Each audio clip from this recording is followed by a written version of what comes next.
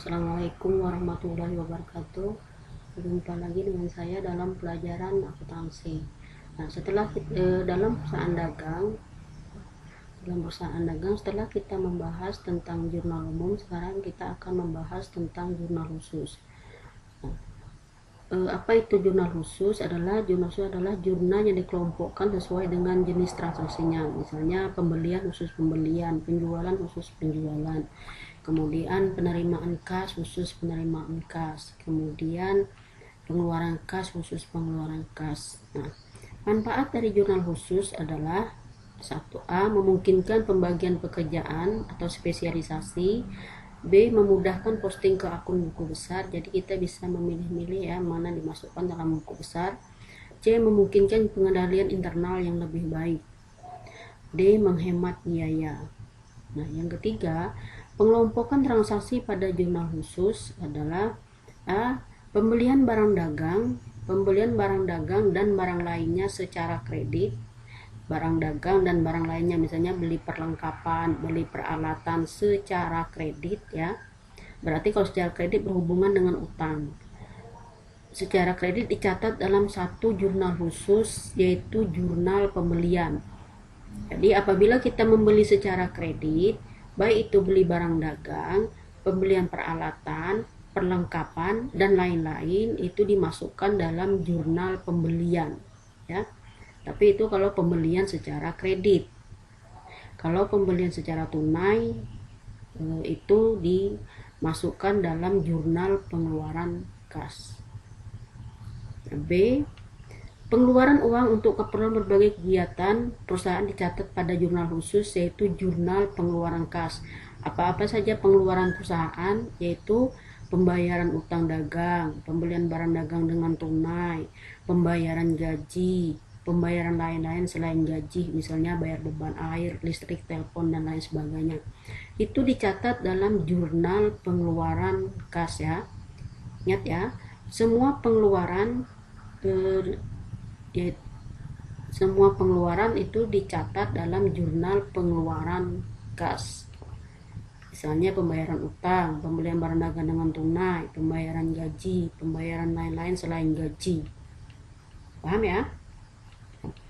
Yang C, penjualan barang secara kredit dicatat pada jurnal khusus, yaitu jurnal penjualan. Jadi kalau kita menjual barang secara kredit, berarti hubungannya dengan piutang itu dicatat dalam jurnal penjualan ya. Jadi apabila kita menjual barang secara kredit, itu dicatat dalam jurnal penjualan. Kita jual barang atau kita jual apa saja ya, itu dicatat dalam jurnal penjualan. Tapi apabila kita jual secara kredit berhubungan dengan piutang. Tapi apabila kita jual secara tunai, itu masuk dalam jurnal penerimaan kas. Untuk jelaskan sini yang D, penerimaan uang tunai perusahaan dicatat pada suatu jurnal khusus, yaitu jurnal penerimaan kas. Ya. Jadi apa saja yang dicatat dalam penerimaan kas, yaitu penerimaan piutang. Yang kedua, penerimaan dari penjualan tunai. Yang ketiga, penerimaan setoran modal pemilik. Jadi kesimpulannya, jurnal khusus itu terbagi 4 ya. Jurnal khusus terbagi 4, yaitu jurnal pembelian, jurnal pengeluaran kas, jurnal penjualan, dan jurnal penerimaan kas. Paham ya? Nah, jurnal penerimaan kas. Jadi ada 4, yaitu jurnal pembelian, jurnal pengeluaran kas, jurnal penjualan, dan jurnal penerimaan kas. Nah, selanjutnya saya akan menjelaskan pertama dulu, yaitu jurnal pembelian.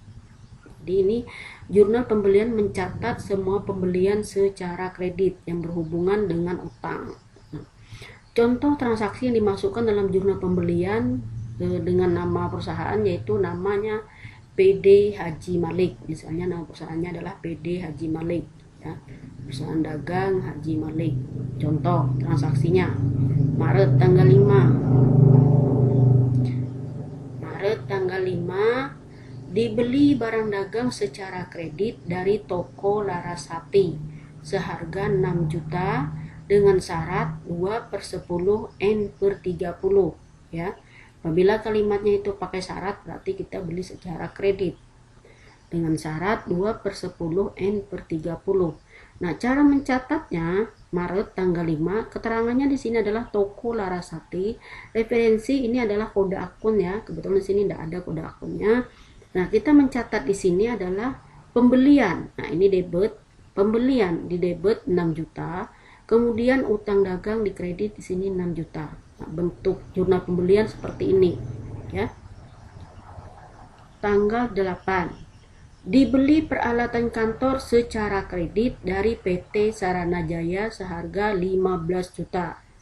Nah, di sini tulis tanggal 8 PT Sarana Jaya. Nah, peralatan ini dimasukkan ke serba-serbi. Kenapa dimasukkan ke serba-serbi? Karena peralatan ini pembeliannya jarang ya. Kadang-kadang 5 tahun, kadang-kadang 2 tahun, 1 tahun. Itu artinya pembeliannya hanya sekali-kali saja. Makanya dimasukkan ke serba-serbi ya. Nah, di sini di serba-serbi debit adalah peralatan kantor sebesar jumlahnya adalah 15 juta, di kredit utang dagang sebesar 15 juta. Ya. Nah, kode akunnya kebetulan di sini tidak ada. Nanti kode akunnya masing-masing perusahaan membuat kode akun, ya. Selanjutnya tanggal 20. Dibeli perlengkapan dari toko usaha mandiri seharga Rp1.500.000 dengan syarat 2/10 N/30. Nah, di sini tulis toko usaha mandiri. Nah, di sini perlengkapan 1.500.000 ya. Kemudian kredit utang dagang sebesar 1.500.000. Nah, habis itu kita jumlahkan pembelian 6 juta, perlengkapan 1.500.000, peralatan kantor sebesar 15 juta, totalnya 22.500.000 harus sama dengan total yang dikredit utang dagang sebesar 2.500.000. Paham ya? Yang kurang paham silakan ditanyakan ya. Yang kurang paham silakan ditanyakan. Saya sudahi. Sebelum saya sudahi, nanti jurnal selanjutnya kita jelaskan pertemuan yang akan datang. Saya sudahi. Assalamualaikum warahmatullahi wabarakatuh.